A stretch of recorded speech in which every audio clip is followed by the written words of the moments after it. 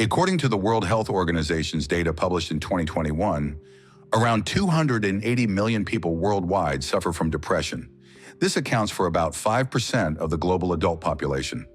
Moreover, WHO's official data indicates that in low and middle-income countries, 76 to 85% of people with mental disorders do not receive any treatment. These figures are not just statistics. Behind each one is a real human story, real pain, and real hope for healing. Welcome to the Nucleus Animi channel, where we explore the deepest mysteries of the human psyche and find scientifically backed paths to emotional well-being. Today we're embarking on a special journey, a journey to understanding depression and, more importantly, to gaining freedom from its heavy chains. In this video, we won't just talk about symptoms and statistics. We'll reveal real, research-backed methods for overcoming depression that truly work. You'll learn why traditional advice often falls short and which modern approaches show the greatest effectiveness. We'll share stories of people who have navigated through dark times and found their way to the light. And most importantly, by the end, you'll have a concrete step-by-step action plan to start overcoming depression today. So, make sure to watch this video until the end. If you care about mental health, support our channel by subscribing and liking this video. Your support helps us create quality content based on the latest scientific research in psychology. Now let's dive into what depression really is and why understanding its true nature is so important. When we hear the word depression, we often picture someone who is simply sad or down, but the reality is much more complex and profound. Depression is not just a bad mood or temporary melancholy that you can brush off or wait out. It's a complex neurobiological condition that affects all aspects of a person's life, from brain chemistry to the simplest daily activities. Interestingly, back in the 1930s, the legendary British Prime Minister Winston Churchill described his depression as a black dog that followed him throughout his life. This imagery has become such an accurate description of depression that psychologists and psychiatrists worldwide still use it. Churchill wrote in his memoirs, "I cannot run away from it, but I have learned to live with it." During his battles with the black dog, he created some of his most famous paintings. Art became one of his ways to cope with depressive episodes. Modern science shows that depression is a disruption of several systems in our body. Changes occur not only in neurotransmitter function, but also in the activity of various brain regions responsible for emotions, memory, and decision-making. Imagine an orchestra where each musician plays their part. In a healthy state, all instruments sound harmonious. But with depression, some musicians start playing out of sync, others too quietly, and some not at all. As a result, instead of a beautiful symphony, there's chaotic sound affecting all aspects of a person's life. In his book, The Upward Spiral, neuroscientist Alex Korb describes the fascinating mechanism of depression development and ways out of it. He shows how small positive changes can trigger a chain reaction, leading to significant improvements in a person's condition. You'll find a link to this book and other helpful resources in the video description. It's important to understand that depression is not a sign of character weakness or lack of willpower. Research shows that this illness can affect anyone, regardless of their social status, education level, or life achievements. Moreover, often the most sensitive, creative, and empathetic individuals are more vulnerable to developing depressive states. Depression is also not an inevitable consequence of difficult life circumstances. While stressful events can act as triggers, the mechanism of depression development is much more complex. The more research is conducted, the clearer it becomes that depression results from the complex interplay of various factors, much like how weather is formed under the influence of numerous atmospheric phenomena. Let's start with biological factors. According to WHO data, genetic factors play a significant role in depression development. However, it's important to understand that having a genetic predisposition does not guarantee the development of the illness. Genes only create a certain vulnerability that may or may not manifest depending on a person's life circumstances. In this context, the words of renowned psychiatrist and philosopher Viktor Frankl, who survived the horrors of a concentration camp, resonate deeply. Between stimulus and response, there is a space.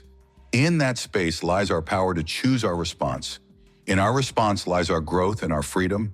This idea is supported by modern research in epigenetics, showing that our genes can be turned on and off by external factors in our lifestyle. Speaking of brain biochemistry, recent studies have shown that it's not just about the infamous serotonin, as previously thought.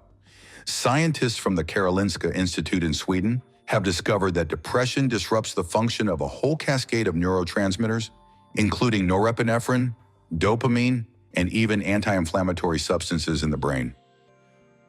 Regarding psychological factors, it's worth turning to the fascinating story of ancient Japanese kintsugi, the art of repairing broken pottery with gold. Just as cracks in a vase filled with gold make it even more beautiful, our psychological traumas, when properly addressed, can become sources of strength and growth. But if traumas are left unattended, they can become fertile ground for depression development. Research shows that early childhood experiences play a particularly significant role. The work of Dr. Robert Sapolsky from Stanford University demonstrates how early life stress can literally reprogram brain function, making a person more vulnerable to depression in adulthood. Social factors in depression development are also extremely important. According to WHO research, factors such as social isolation, economic difficulties, unemployment, and discrimination significantly increase the risk of depression. However, the quality of social connections plays a protective role. People with strong social ties are more resilient to developing depressive states. The role of modern lifestyle deserves special attention. We live in an era sociologists call the age of disconnection. Despite technological connectivity, people feel increasingly lonely. A study conducted at the University of Pittsburgh found a direct link between time spent on social media and the risk of depression, especially among young people. Interestingly, in some cultures, depression is almost non-existent. For example, anthropologists studying the Kaluli tribe in Papua New Guinea found no cases of clinical depression. This suggests that our modern lifestyle may contradict the basic needs of the human psyche. Understanding the multitude of causes of depression is important not only for specialists, but for each of us. This understanding helps us realize that there's no blame in depression development and that the path to healing often requires a comprehensive approach that considers all aspects of a person's life. Now let's explore how depression manifests and why it's crucial to recognize its symptoms at early stages. Imagine looking through a gray glass. All colors fade, brightness disappears, and the world becomes flat and lifeless. This is how people suffering from depression often describe their state. But this is just the tip of the iceberg, and today we'll dive deeper to understand all facets of this condition. The story of J.K. Rowling, the creator of Harry Potter, is a vivid example of how clinical depression can manifest. In the early 1990s, before her success, she struggled with severe depression. It felt like all happiness had vanished from the world, the author recalled. The Dementors in Harry Potter were inspired by my experience with depression, creatures that suck all joy from life, leaving only the worst memories. She later transformed this state into one of the most memorable elements of her books. According to the World Health Organization, the physical manifestations of depression are often underestimated, although they can be just as debilitating as the emotional ones. Many people experience unexplained headaches, muscle spasms, and digestive issues. But the most common symptom is a change in sleep patterns. Some can't fall asleep for hours, while others sleep excessively and still feel tired. We'd love to hear your experience. What symptoms of depression have you noticed in yourself or your loved ones? Share in the comments. Your experience can help others recognize early signs of depression. On an emotional level, depression manifests not only as sadness. People often describe a state of emotional numbness, when you don't feel joy or sorrow. It's like someone turned the volume of emotions to a minimum. Even events that used to evoke a storm of feelings now go almost unnoticed. It's especially important to understand that depression often leads to a loss of interest in things that used to bring pleasure. Favorite hobbies, meeting friends, even the taste of favorite food. Everything can become indifferent. This is one of the key symptoms that specialists pay attention to during diagnosis. In the behavior of a person with depression, noticeable changes also occur. What psychologists call avoidant behavior emerges. The person starts avoiding social contacts, misses important meetings, and postpones even simple tasks. A simple call to a friend can seem overwhelming, and going to the store becomes a real ordeal. Cognitive changes in depression are also quite significant. Research shows a decreased ability to concentrate, memory deterioration, and difficulties with decision-making. It becomes challenging for a person to maintain focus even on simple tasks that were previously performed automatically. Now let's look at common mistakes in dealing with depression to understand why some methods of help can do more harm than good. Fighting depression often resembles trying to escape quicksand. The more actively a person resists using familiar methods, the deeper they sink. Today we'll explore the most dangerous misconceptions that can worsen the situation instead of helping. In his groundbreaking book Lost Connections, journalist and researcher Johann Hari describes his own experience with depression. He shares how he tried for years to cure himself solely with antidepressants, ignoring crucial aspects of his life that needed change. It was like trying to fix a broken leg by just taking painkiller, he writes. You'll find a link to this remarkable book in the video description. One of the most dangerous mistakes is trying to cope with depression alone. According to the World Health Organization, most people with depression symptoms do not seek professional help, attempting to overcome the condition independently. During this time, the condition usually deteriorates significantly, making treatment more complex and prolonged. The second common misconception is the belief that depression can be overcome by willpower. Pull yourself together. Shake it off. Don't be a downer. These pieces of advice are not only useless, but potentially harmful. Modern science shows that this approach can intensify feelings of guilt and helplessness, further deepening the depressive state. An interesting fact, in Japan, there's the concept of kiryo, the ability to maintain dignity in suffering. However, modern Japanese psychiatrists note that this cultural attitude often prevents people from seeking help, leading to one of the highest levels of untreated depression among developed countries. A particularly serious mistake is attempting self-medication with alcohol or other psychoactive substances. The World Health Organization emphasizes that alcohol consumption during depression leads to a vicious cycle. Alcohol temporarily alleviates symptoms, but in the long term, worsens depression and can lead to addiction. Trying to busy oneself with work or not think about the bad can also be counterproductive.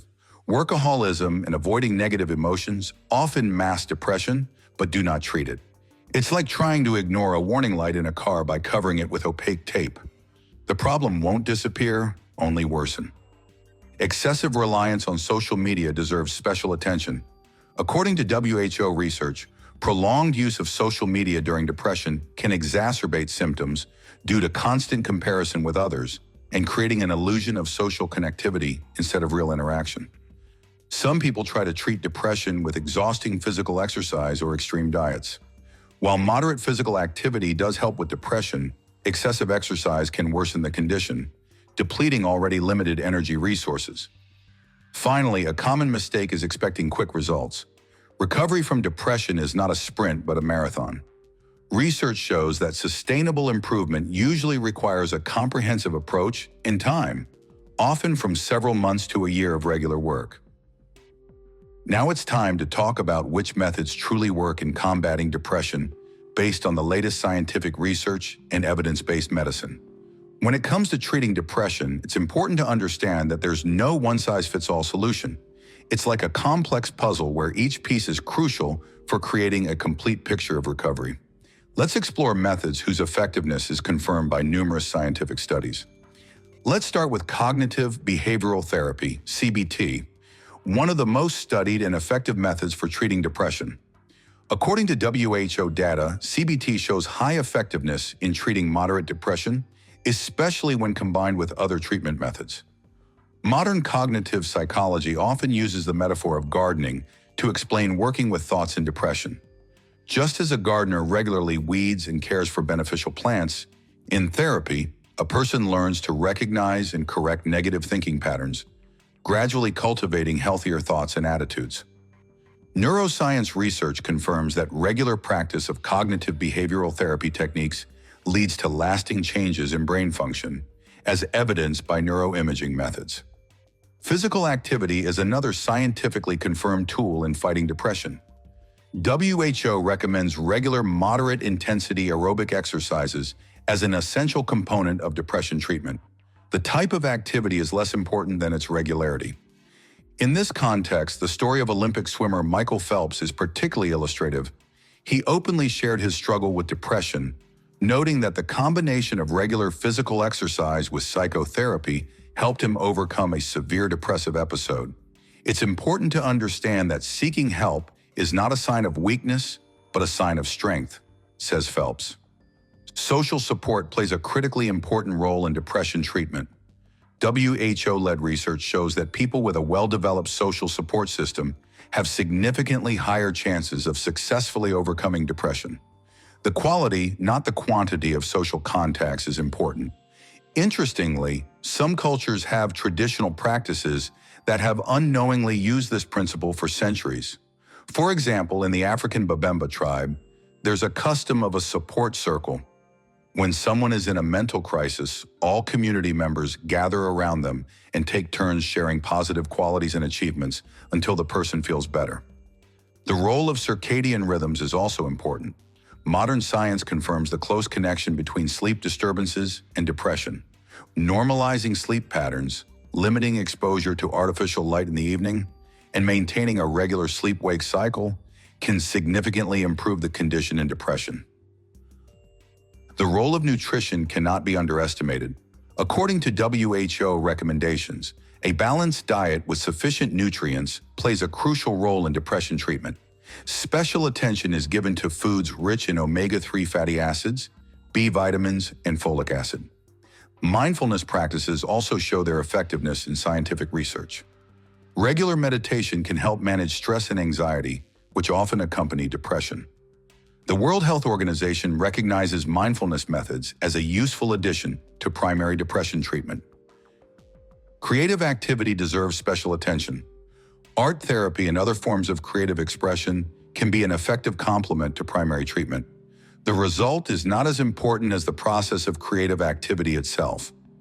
Finally, medication treatment, which in cases of moderate to severe depression may be a necessary component of therapy.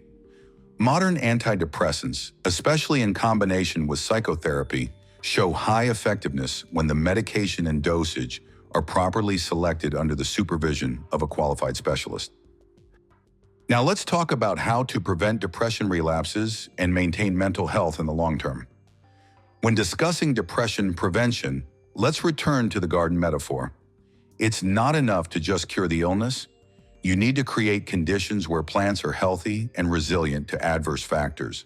Let's explore scientifically based methods for preventing depression and maintaining mental health. Research shows that maintaining a stable daily routine is one of the most important factors in preventing depression. Regular sleep, meals, and physical activity help maintain the balance of the body's biological rhythms, directly affecting emotional well-being. Special attention should be given to the work environment and workspace organization. WHO emphasizes the importance of creating healthy working conditions, including adequate lighting, regular breaks, and opportunities for social interaction. Access to natural light, the presence of plants in the room, and proper workspace organization can significantly reduce stress levels. Developing stress management skills and emotional regulation also plays a crucial role in depression prevention. Modern science shows that people who master stress management techniques cope better with life's challenges and are less likely to suffer from depressive states. There's an ancient Native American parable about two wolves that remarkably accurately describes the nature of our mental health. An old Native American tells his grandson, "In each person, there is a battle, very much like a fight between two wolves. One wolf represents sadness, fear, anxiety, depression. The other, joy, love, hope, serenity." "Which wolf wins?" the grandson asks. "The one you feed," the old man replies. Modern neurobiological research confirms the wisdom of this parable. The neural connections we activate more frequently become stronger. It's time to consider a specific step-by-step action plan that will help you build a path to full recovery and maintain a stable emotional state. In overcoming depression, as in any serious journey, it's important to have a clear roadmap. The story of British actor Stephen Fry, who openly shared his struggle with bipolar disorder and depression, demonstrates how important a structured approach to recovery is. It's like climbing a mountain, he says. Sometimes the summit seems unreachable, but if you move in the small steps and know the route, even the highest mountain becomes conquerable. The first and most important step is acknowledging the problem and seeking professional help. Research shows that the earlier treatment begins, the higher the chances of full recovery. It's important to understand that finding the right specialist is a normal process that may take some time. A study conducted by the American Psychological Association in 2022 found that, on average, it takes meeting with 2 to 3 therapists before a person finds one with whom they can establish a productive therapeutic alliance. The second step is comprehensive diagnostics. Modern medicine considers depression a multifactorial illness, so it's important to check not only psychological but also physical health. Often, depression can be linked to hormonal imbalances, vitamin deficiencies, or thyroid problems. The third step is developing an individual treatment plan. It's important to understand that there's no universal solution suitable for everyone. Research shows that a comprehensive approach combining various therapy methods is most effective. The plan should consider the person's lifestyle, resources, and limitations. The fourth step is creating a support system. WHO research shows that patients with reliable support from loved ones have significantly higher chances of successful recovery and adherence to the treatment plan. The fifth step is implementing changes in daily life. It's like renovating a house. It's not enough to just patch up holes. The foundation needs strengthening. Research shows that sustainable changes in daily routine, nutrition, and physical activity can significantly improve treatment outcomes. Pay special attention to small but regular achievements. You can start with the simplest actions: make your bed, take a shower, go for a short walk. According to modern research, each of these actions activates the brain's reward system and gradually forms new, healthier neural connections. The sixth step is working with thoughts and emotions. Cognitive behavioral therapy techniques are particularly effective here. Studies show that people who have mastered basic techniques for managing their thoughts are significantly less likely to experience a relapse of depression. It's important to learn how to recognize automatic negative thoughts and replace them with more realistic and constructive ones. The seventh step is rebuilding social connections. Depression often causes people to isolate themselves, but social contacts are one of the key factors in recovery. You can start small, with brief meetings with close friends, participating in support groups, or joining online communities. The eighth step is finding new sources of meaning and joy. Research in positive psychology shows that people who have a clear understanding of their values and goals cope better with depression.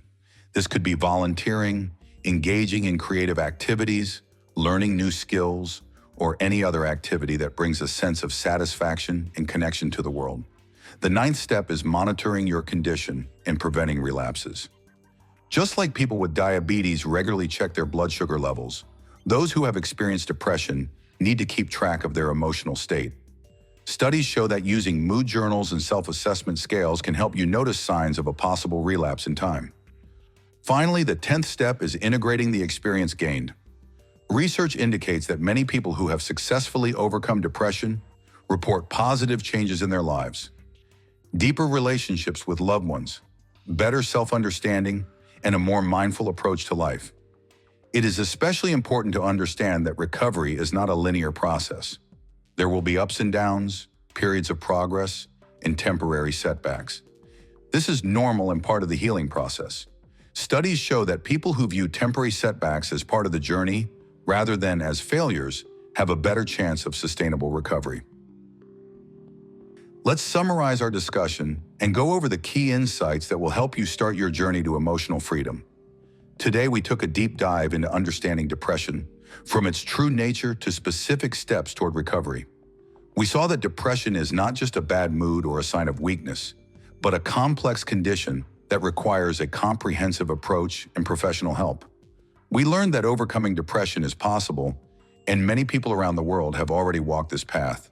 The main thing is not to face this problem alone and to remember that seeking help is a sign of wisdom and self-care, not weakness. Remember, every step, even the smallest one, brings you closer to recovery. As the famous psychiatrist Carl Jung said, "I am not what happened to me, I am what I choose to become." These words are especially relevant in the context of battling depression. We can't always control what happens to us, but we can choose how to respond and what steps to take for our healing. If this video helped you better understand depression or find a path to recovery, subscribe and give it a thumbs up.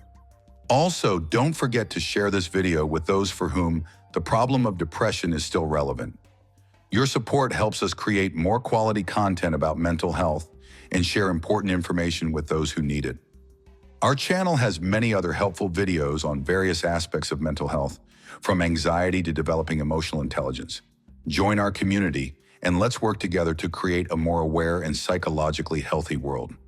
This has been the Nucleus Anime channel. Take care of yourself and remember, after the darkest night, the dawn always comes.